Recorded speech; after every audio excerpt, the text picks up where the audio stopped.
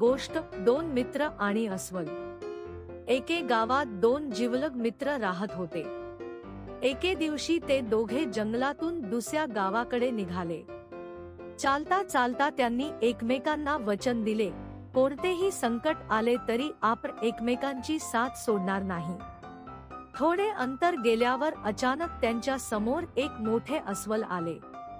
त्यातील एक मित्र झाडावर चढण्यात तरबेज होता। त्याने क्षणाचाही विलंब न करता झाडावर चढून स्वतःचा जीव वाचवला।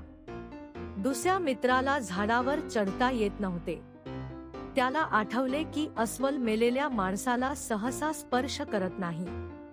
तो लगेच जमिनीवर पडला, श्वास रोखून शांत राहिला। अस्वल त्याच्याजवळ आले, त्याचा वास घेतला आणि तो मेलेला आहे असे समजून तिथून निघून गेले। अस्वल गेल्यानंतर झाडावरचा मित्र खाली उतरला आणि हसत विचारू लागला, अरे अस्वल, तुझ्या कानात काय सांगून गेले? दुसरा मित्र शांतपणे म्हणाला, अस्वल, मला एवढेच सांगून गेले की संकटाच्या वेळी जो मित्र साथ सोडतो त्याच्यावर कधीही विश्वास ठेवू नकोस।